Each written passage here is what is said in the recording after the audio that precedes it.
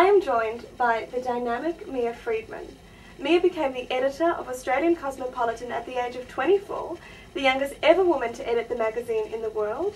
She climbed the ranks and went on to become editor-in-chief of Cosmopolitan, Clio and Dolly, and then made her foray into TV with a stint as Creative Services Director on Channel 9.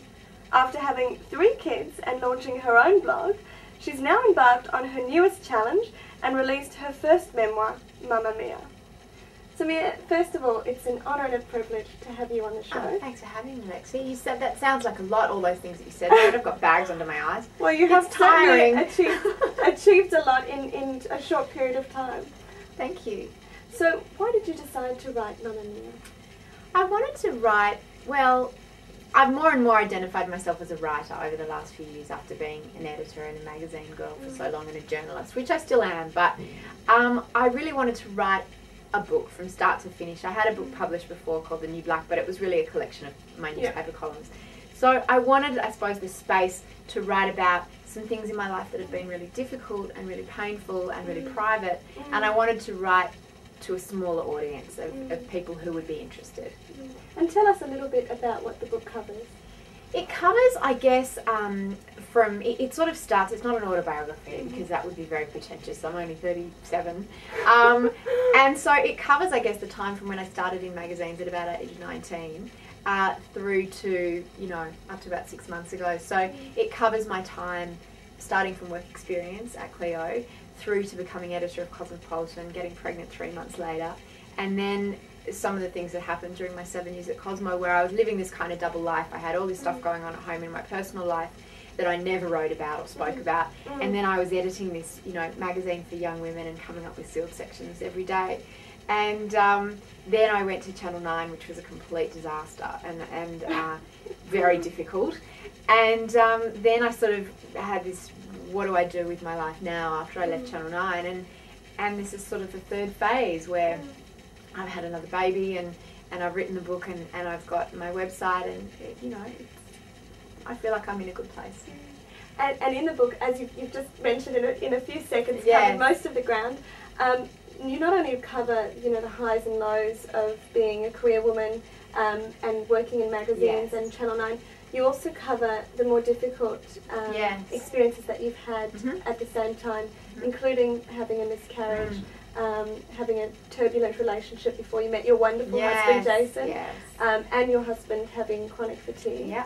So was it difficult to be so open and honest about those experiences? I think it was, I suppose I had a choice in that I didn't have to write the book, but I've always thought that it's much more interesting to read the truth rather than a glossy packaged version of look how great I am and look how fabulous my life is. I always think it's women do a great disservice to other women when we don't tell the truth about our lives and about the tough times and the difficult things that we've gone through.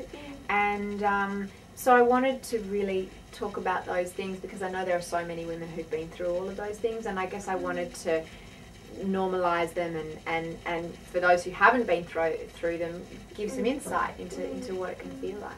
Particularly with miscarriage, you mentioned in the book that there's a bit of a cone of silence for women, and women are very private about it. Do you hope by writing the book that you're reaching out to women that are having these sort of experiences? Very much so. When it happened to me, there was nothing around, and it was a time before the internet was very popular, so I couldn't go online and find people there, and I felt like I was the first and last person it had ever happened to, and of course it is so common, and issues like infertility and all of those struggles, and as you said, I was in an emotionally abusive relationship when I was much younger, and all of those things can be really lonely roads to walk, and sometimes you can't talk about them with your friends and you can't talk about them with your family. And so I thought that it was really important to write about them, to also dismantle this idea that I've got this glossy perfect life. Nobody does. We've all got our failings and our insecurities and the tough stuff that we have to deal with. So yeah, I hope in that way I can reach out and connect with women who've been through it, and also women who have had friends and people close to them experience it.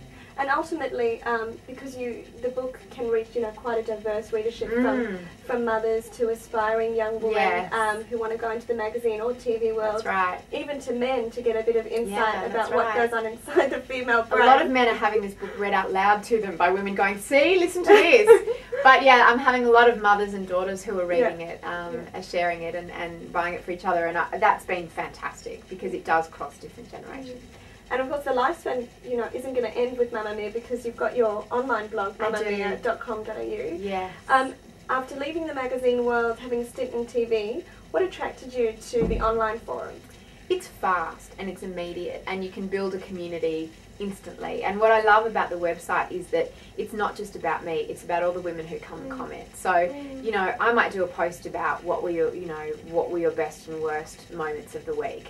And the stories, the slice of life you get are just amazing, where there will be maybe 250 comments or 300 comments of people talking about just little snapshots of their life.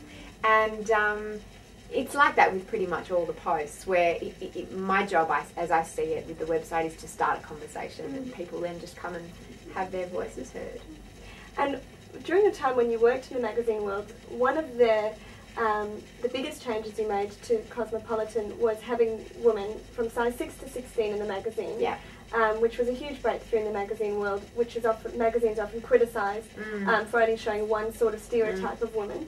And now you've got this online forum, and as you said, you've got 250 people logging on. Have you always felt, not necessarily an affinity to women, but a need to reach out to women and yeah, absolutely. And what's interesting is I read that as a blogger or as someone who has a website, you get very focused on the comments, and as you said, so I might have 250 comments, but they say that your comments are about 1% of your traffic. So there are actually 100,000 people, and we get traffic figures. So 100,000 people will visit the blog each month, around about. And so yeah, to me, it's that community, and you don't have to leave a comment, you can just read other people's, but it's that idea of connecting women and a place where you can come, and sometimes you can look through a magazine or watch something on TV, or something might just happen to you and you think, am I the only one that feels this way?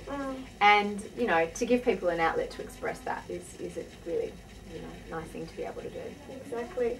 And you're not good at sitting still. You like to multitask, to do a lot of things at once. I'm getting worse at multitasking. I think it's 12 years of not having slept with bad sleeping children. My multitasking abilities are getting so bad. But yeah, I do have a short concentration span. Thank you. So what's next for you? I don't know. This book has taken a long time to write and to get out there. Books are slow, which has been excruciating sometimes, but ultimately really a good thing for me in terms of, when you have to just press send every day or once a week for my newspaper column, the idea of having a really long period of time to revisit something and rework it has just been a gift and such a great thing as a writer. I haven't thought much beyond. I was so ambitious when I was younger, and I'd hoped that this book would connect with people. It seems like it really is, and the website as well. But I had no expectations. Obviously, it's what I would have liked to happen, but I did them because I wanted to express myself. So the fact that they're flying now is just cherry on the icing on the cake. So there could be another book in Mia Freedman. I don't know. I love writing. Gosh, yeah, someone's been saying, when's the next book out? I'm like, oh my God, it's taken me 2 years. But, yeah, look, it's a nice problem to have. At least people are interested. Yeah. Well, thank you so much for joining us. Thanks for having me, Lexi. It's been an honour and a privilege. Great to meet you. And if you want to check out the book, it's available in all good bookstores. Here's what it looks like. This is the beautiful, beautiful book. And I can guarantee that it's an enjoyable read. Or you can log on to mammamia.com.au and track Mia's thoughts daily. And my mum has a few spare copies if you need.